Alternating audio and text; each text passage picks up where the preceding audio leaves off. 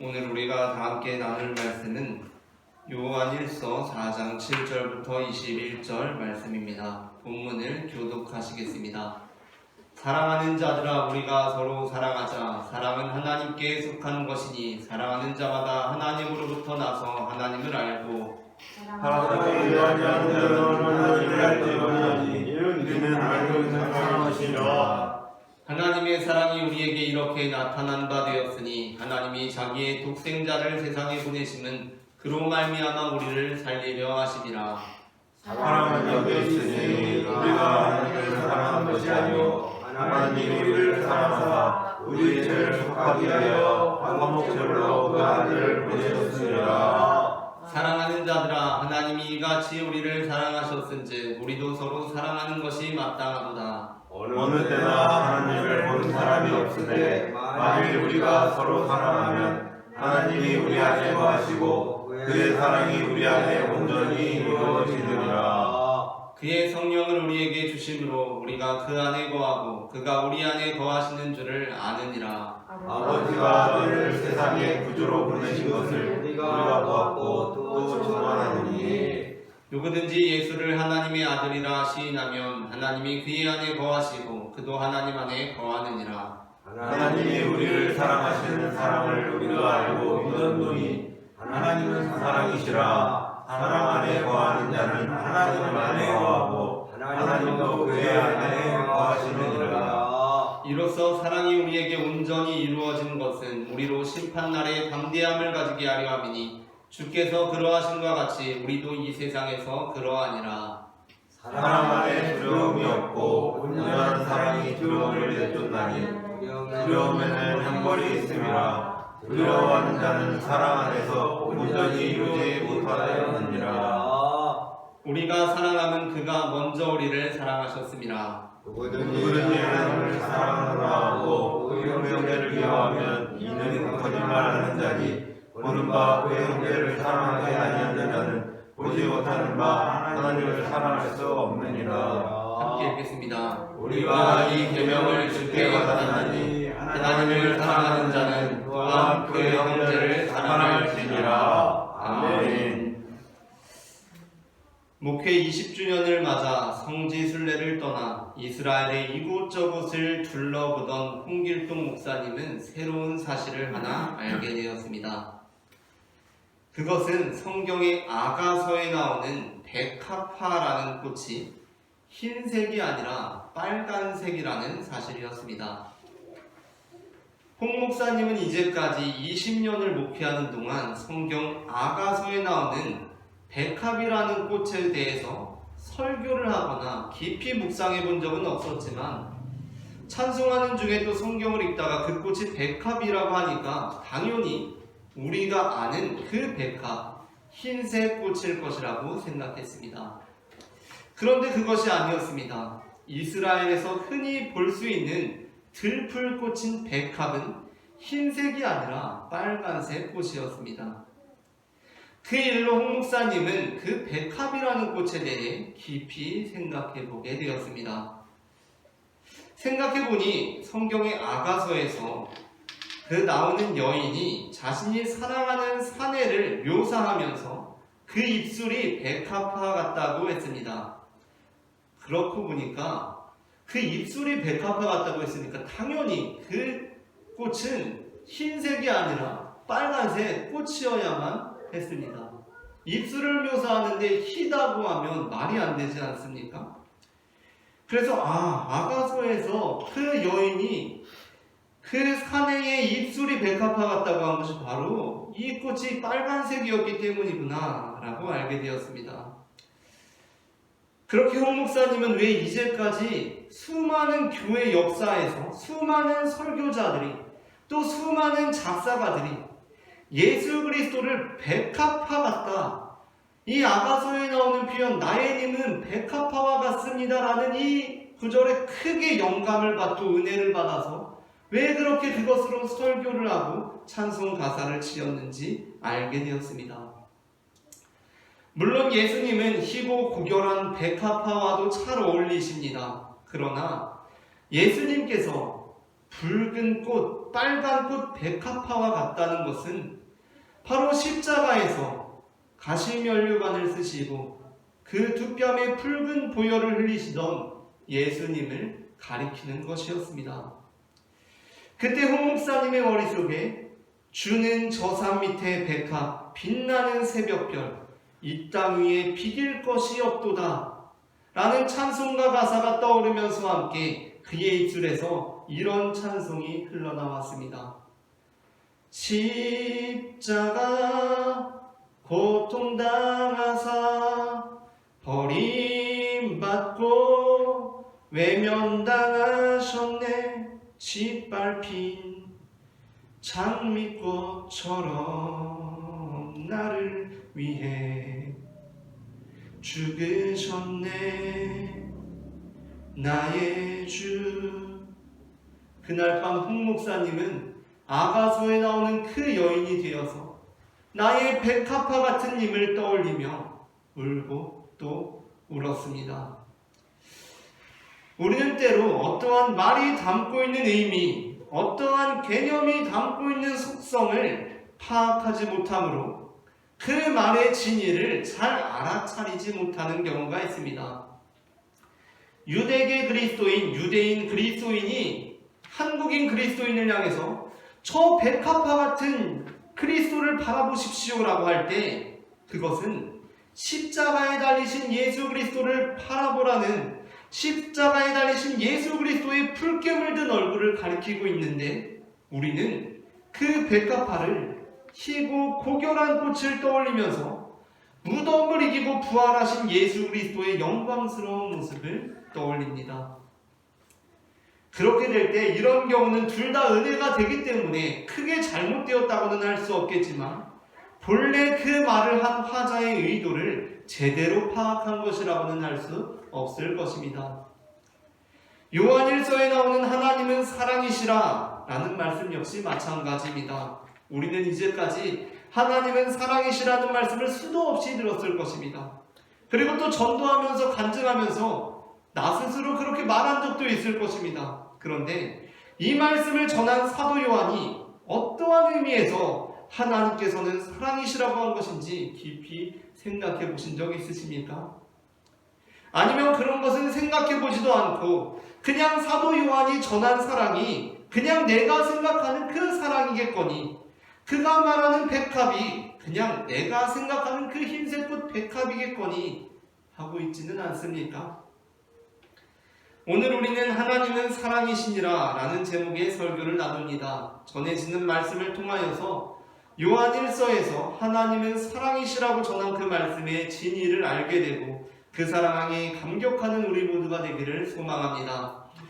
그렇다면 하나님은 사랑이시라는 말씀은 어떠한 의미를 담고 있는 것입니까? 그 의미는 첫째, 함께 읽겠습니다. 사랑이 사랑하는 사람을 살리려는 의지를 동반하는 것처럼 하나님은 우리를 살리시는 분임을 의미합니다.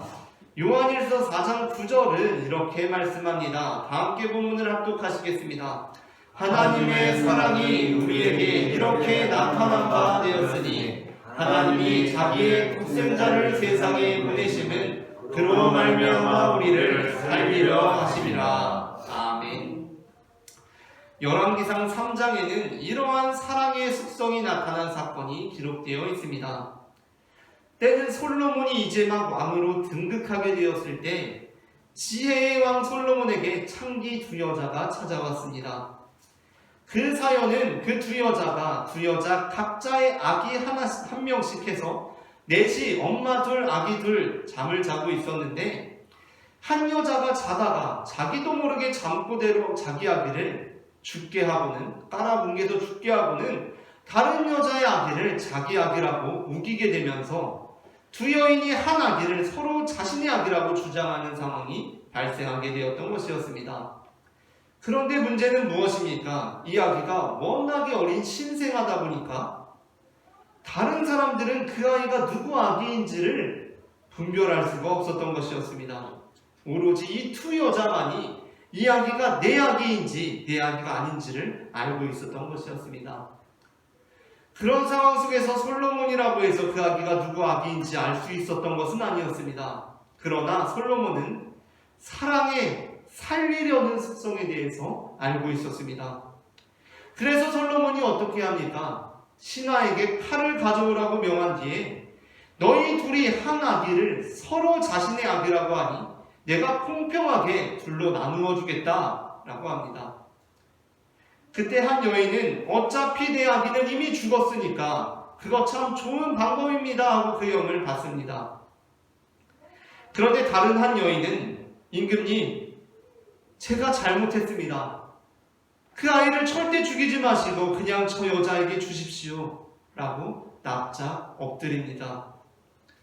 바로 그 사랑을 보고 솔로몬은 그 아기의 진짜 어머니가 누구인지 알아차립니다.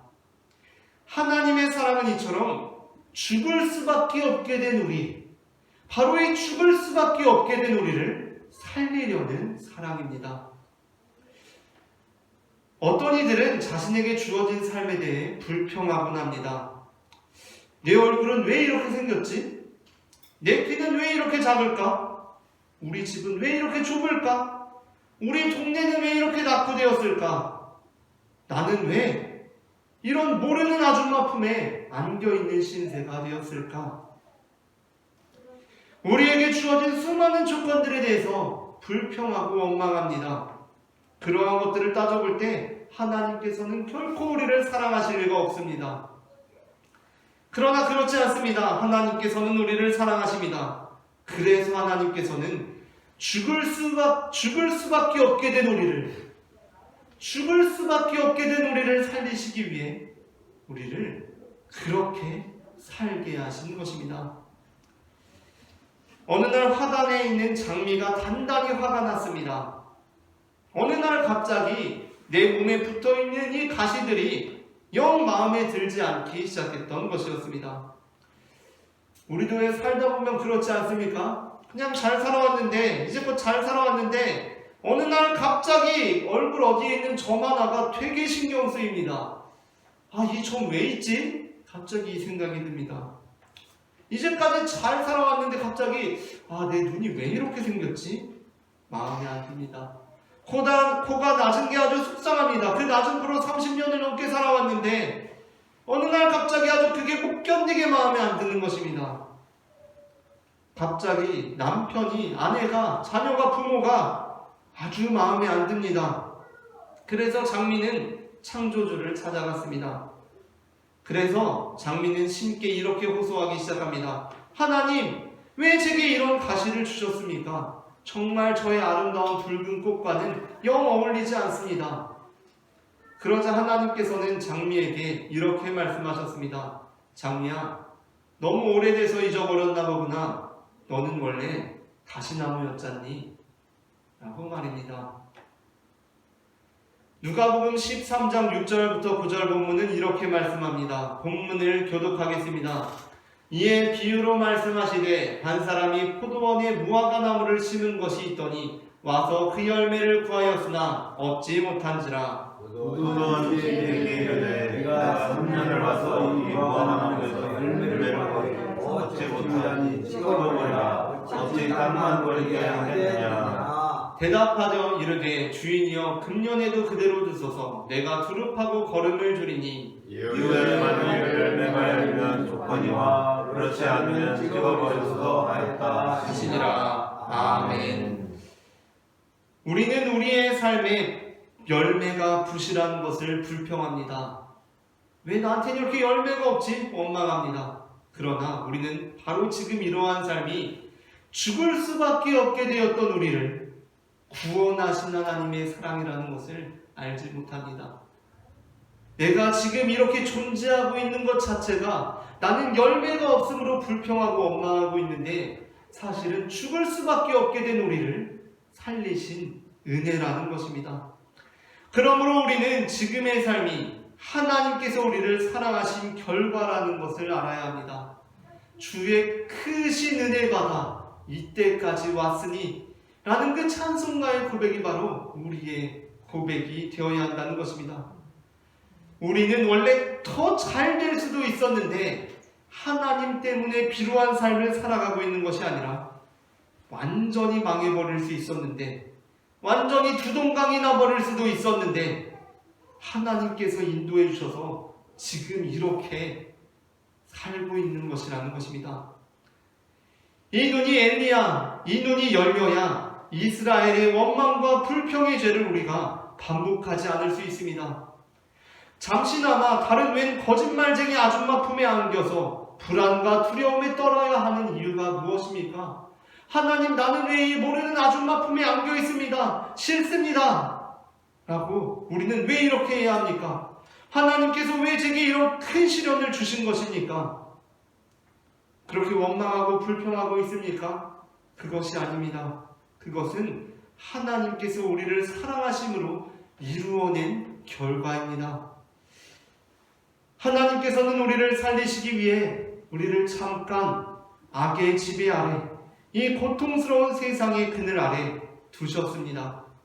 그러나 하나님의 충만하신 사랑이 온전히 이루어지는 날, 우리는 다시 우리의 진짜 어머니의 품에 안기게 될 것입니다. 하나님의 사랑은 우리를 그렇게 악에게 넘겨주는 사랑이 아니라 잠깐 넘겨준 것 같을지라도 결국에는 진짜 어머니에게 되찾아오게 하는 사랑이기 때문입니다. 다음으로 둘째 함께 읽겠습니다. 둘째, 사랑은 사랑받는 사람으로 하여금 자신이 사랑받고 있음을 알게 하는 것처럼 하나님도 우리에게 알려진다는 것입니다. 요한일서 4장 16절은 이렇게 말씀합니다. 말씀을 합독하시겠습니다. 하나님이 우리를 사랑하시는 사랑을 우리가 알고 믿었노니 하나님은 사랑이시라. 사랑 안에 거하는 자는 하나님 안에 거하고 하나님도 그의 안에 거하시느니라. 아멘. 이에 대해 어떤 사람들은 7절과 8절 본문을 근거로 사랑하지 아니하는 자는 하나님을 알지 못하는 것 아닙니까? 라고 질문할지도 모르겠습니다. 7절과 8절은 이렇게 말씀합니다. 말씀을 합독하시겠습니다. 사랑하는 자들아, 우리가 서로 사랑하자. 사랑은 하나님께 속한 것이니 사랑하는 자마다 하나님으로부터 나서 하나님을 알고 사랑하지 아니하는 자는 하나님을 알지 못하나니 이는 하나님은 사랑이심이라. 아멘. 지금 8절 본문은 분명히 사랑하지 아니하는 자는 하나님을 알지 못한다고 말씀하고 있습니다. 그러나 여기서 사랑하지 아니하는 자는 하나님을 알지 못한다는 것은 우리가 서로 사랑하지 않을 때 우리를 사랑하시는 그 하나님의 사랑을 더 깊이 깨닫고 이해할 수 없다는 것입니다. 그러니까 우리가 사랑할 때 하나님께서 우리를 사랑하시고 우리가 사랑하지 않을 때 하나님께서 우리를 사랑하시지 않으시는 것이 아닙니다. 하나님께서는 우리를 분명 먼저 사랑하셨습니다. 19절 말씀을 함께 읽겠습니다. 우리가 사랑함은 그가 먼저 우리를 사랑하셨음이라. 아멘. 그런데 우리가 그 사랑을 믿고 서로 사랑하게 되면 우리는 그 사랑이신 하나님, 하나님은 사랑이시라는 그 말씀의 의미를 더욱 깊이 깨닫고 경험할 수 있다는 것입니다. 그렇다면 우리는 어떻게 그 사랑을 믿게 됩니까? 16절에 매우 중요한 개념이 있습니다. 16절을 다시 한번 읽겠습니다. 함께 읽겠습니다. 하나님이 우리를 사랑하시는 사랑을 우리가 알고 믿었노니 하나님은 사랑이시라. 사랑 안에 거하는 자는 하나님 안에 거하고 하나님도 그의 안에 거하시느니라. 아멘. 우리는 어떻게 하나님을 믿게 됩니까? 그것은 바로 하나님께서 우리를 사랑하시는 그 사랑을 우리가 알았다라는 것입니다. 알고 믿게 되는 것입니다. 세상에는 감출 수 없는 것이 두 가지 있다고 합니다. 그 중에 하나가 감기이고 또 다른 하나가 사랑입니다. 감기에 걸린 사람은 감기를 감출 수 없습니다. 잠시만 함께 있어도 그가 감기에 걸렸는지 그렇지 않은지 분명히 알 수 있습니다. 왜냐하면 감기에 걸린 사람은 몇 분을 견디지 못하고 금세 콜록콜록 기침을 하기 때문입니다. 감기에 걸려서 목이 간질간질하는데 그 기침을 어떻게 견딜 수 있겠습니까? 그것은 참는다고 참을 수 있고 속인다고 속일 수 있는 것이 아닙니다. 그것은 다 드러나게 되어 있습니다. 그런데 사랑도 마찬가지라는 것입니다. 사랑은 티가 납니다. 어떠한 집단이 되었든지 누가 누구를 좋아할 때 신기하게 주변 사람들이 다 압니다. 그러므로 우리는 우리를 사랑하시는 하나님의 그 사랑을 모를 수가 없습니다. 호세아 11장 8절 말씀은 이렇게 말씀합니다. 다 함께 말씀을 합독하시겠습니다. 에브라임이여 내가 어찌 너를 놓겠느냐, 이스라엘이여 내가 어찌 너를 버리겠느냐, 내가 어찌 너를 아들과 같이 놓겠느냐, 어찌 너를 스고인같이 두겠느냐. 내 마음이 예 속에서 돌이키어 나의 그늘이 온전히 불붙듯 하도다. 아멘. 호세아 1장부터 11장에는 하나님의 심판이, 이스라엘을 향한 하나님의 심판이 나옵니다. 심지어 성경을 순서대로 읽어보면 그 이전에 이사야, 예레미야, 다니엘까지 하나님의 심판이 선포됩니다. 그런데 우리가 그 구절을 읽어보면 우리가 모를 수 없는 것이 있습니다. 그것이 바로 하나님께서 우리를 미워해서 심판하시기 위해서 우리에게 징계를 선언하시는 것이 아니라 그것이 바로 하나님의 사랑이라는 것입니다.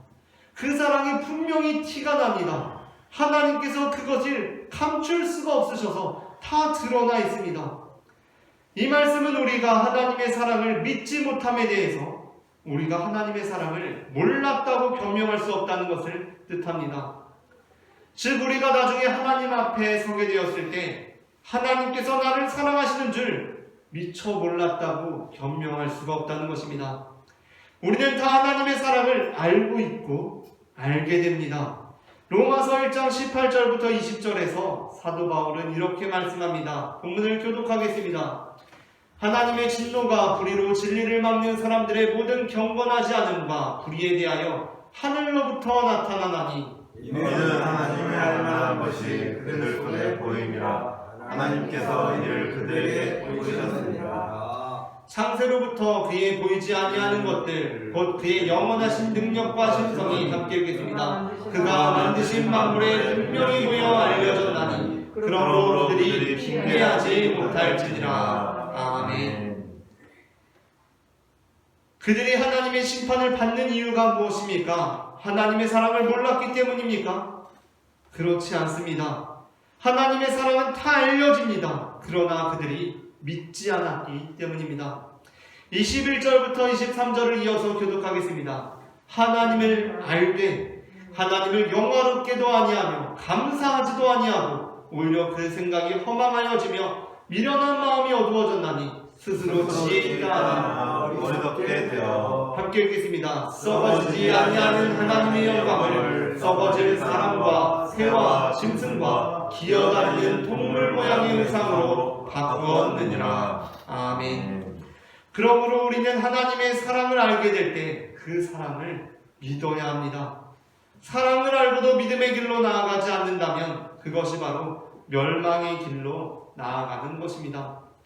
마지막으로 셋째 함께 읽겠습니다. 셋째, 하나님의 사랑이시기에 우리가 하나님과 관계함에 있어서 그분을 두려워할 필요가 없다는 것입니다. 요한일서 4장 17절부터 18절은 이렇게 말씀합니다. 본문을 교독하시겠습니다. 이로써 사랑이 우리에게 온전히 이루어진 것은 우리로 심판날에 담대함을 가지게 하려 함이니 주께서 그러하심과 같이 우리도 이 세상에서 그러하니라. 사람 안에 두려움이 없고 온전한 사랑이 두려움을 내쫓나니 두려움에는 형벌이 있음이라.